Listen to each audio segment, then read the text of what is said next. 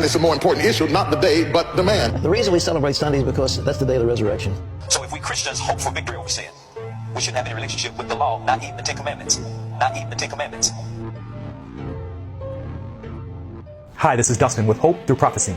Today we will address one of the most controversial topics in the Christian world, the Sabbath. Exactly when is the Bible Sabbath? Saturday or Sunday? Was the Sabbath given specifically for the Jews? What did Jesus and the apostles teach about the Sabbath?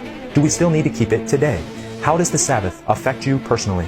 Before we take these questions head, as we jump into this bombshell topic of the Sabbath, I want to first give a heartfelt message to my fellow Christians in different denominations across the world. I realize that this topic may be new to you, and you may have questions or might have been taught differently in the past. My only request is this: let the Bible be your guide. If it's in the Bible, we want it. If it's not in the Bible, it's not for us. Now, let's jump right in. We read about the Sabbath right in the heart of the Ten Commandments. Jesus reminds us that God's law is unchangeable, and it is easier for heaven and earth to pass than one tittle of the law to fail. The fourth of the Ten Commandments reads, "Remember the Sabbath day to keep it holy. 6 days shalt thou labor and do all thy work. But the seventh day is the Sabbath of the Lord thy God. In it thou shalt not do any work, thou, nor thy son, nor thy daughter, nor thy manservant, nor thy maidservant, nor thy cattle, nor thy stranger that is within thy gates. For in 6 days the Lord made heaven and earth, the sea and all that in them is, and rested the seventh day. Wherefore the Lord blessed the Sabbath day and hallowed it." You will notice that this commandment, which tells us to keep the Sabbath day holy, is the only one of the 10 commandments that begins with the word remember. Perhaps this is because God knew that this is the one commandment that we would forget. Is the Sabbath just for the Jews? Some sincere individuals, despite the fact that the Sabbath is one of God's unchangeable 10 commandments, have alleged that the Sabbath was given only to the Jews. Is this true? Jesus tells us that the Sabbath was made not just for the Jews, but for all mankind. And he said unto them, "The Sabbath was made for man, and not man for the Sabbath." And when was the Sabbath made for man? We see a direct answer to this question in Genesis 2, 1-3. "Thus the heavens and the earth were finished, and all the host of them. And on the seventh day God ended his work which he had made. And he rested on the seventh day from all his work which he had made. And God blessed the seventh day and sanctified it, because that in it he had rested from all his work which God created and made." At the end of the week in which God created this world, God sanctified or blessed the seventh day. This means that he specifically set this day apart as holy. Please note that this is long before the Jewish race even came into existence. The Sabbath was given to everyone, not just the Jews. The Sabbath is sign. From these verses, we can also see that the Sabbath is a memorial or testament to God's creative power. Both verses describe how God created this world in 6 days and rested on the seventh. Did you know that God is worthy to be worshipped because he is the Creator? The Bible reveals this. "Thou art worthy, O Lord, to receive glory and honor and power, for thou hast created all things, and for thy pleasure they are and were created." And the Sabbath, the memorial of God's creation, is a sign that we are followers of God. "And hallow my Sabbaths, and they shall be a sign between me and you, that ye may know that I am the Lord your God."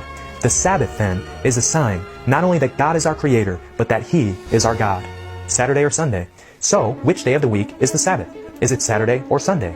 The Sabbath is the seventh day of the week, which we know today as Saturday.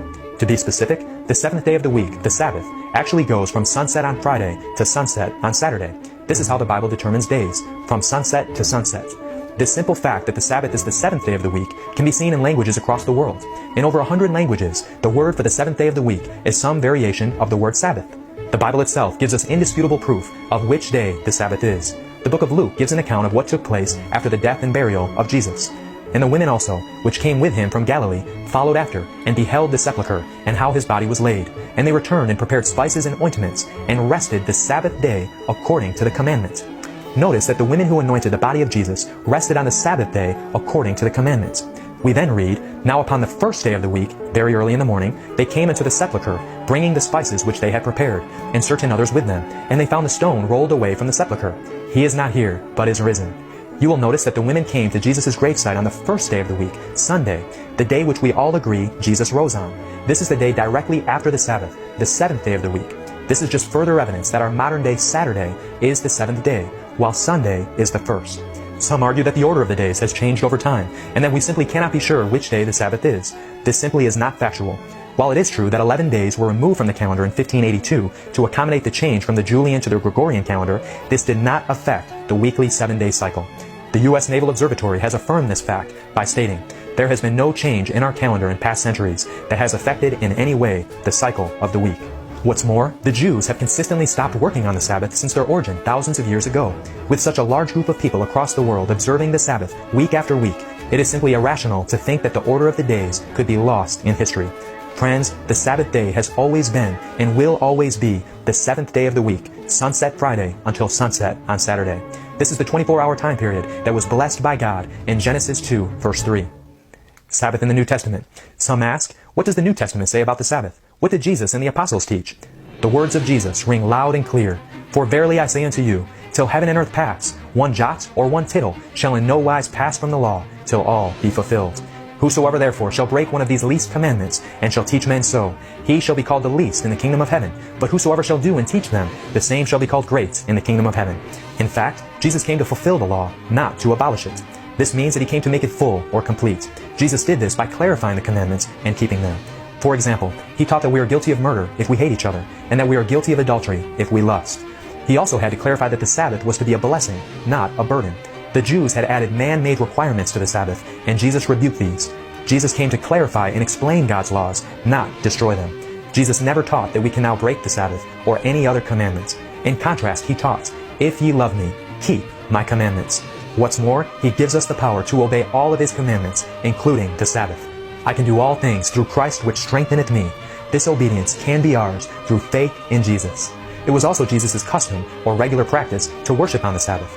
And he came to Nazareth, where he had been brought up, and as his custom was, he went into the synagogue on the Sabbath day and stood up for to read. And speaking of the destruction of Jerusalem, which would take place in AD 70, several years after Jesus left this earth, he states, But pray ye that your flight be not in the winter, neither on the Sabbath day. We can see from this verse that Jesus expected his followers to be keeping the Sabbath even after his resurrection.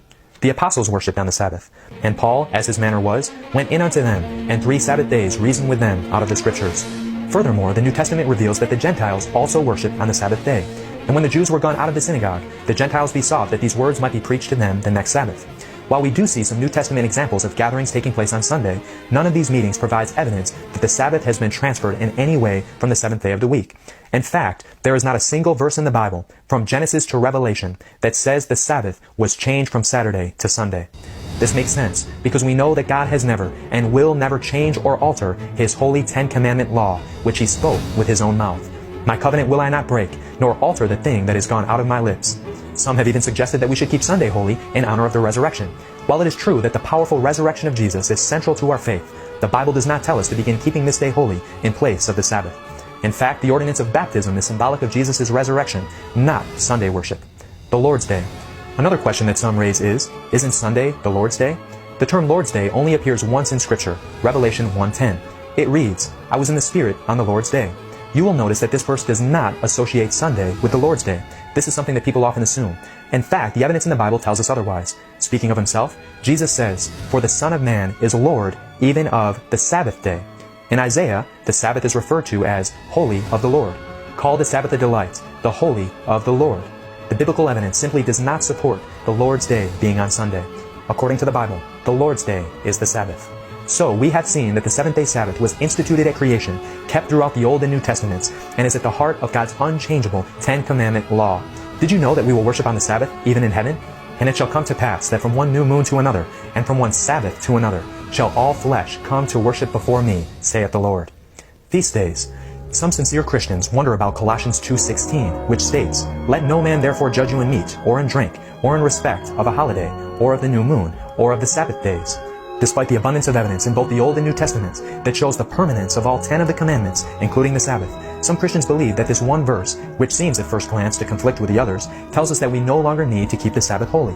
However, as Bible students, we must compare Scripture with Scripture and also consider the context of challenging Bible texts. The very next verse, Colossians 2:17, says, Which are a shadow of things to come, but the body is of Christ. So we can see that the Sabbath days referred to in verse 16 are shadows of things to come. We have already learned that the Sabbath of the 10 Commandments was never a shadow of things to come, but points back to creation. So, does the Bible describe other days, also known as Sabbaths, that were shadows of things to come? Yes, it does. An example of one of these Sabbath days can be seen in Leviticus chapter 23. Speak unto the children of Israel, saying, In the 7th month, in the 1st day of the month, shall ye have a Sabbath, a memorial of blowing of trumpets, and holy convocation. Ye shall do no servile work therein, but ye shall offer an offering made by fire unto the Lord. The word Sabbath means rest. The Old Testament describes several Sabbath days, such as this one, that could fall on any day of the week. These rest days, or feast Sabbaths, pointed forward to Christ, and we no longer need to keep them. They should not be confused with the seventh-day Sabbath, the Sabbath of the Lord, which is part of the 10 Commandments.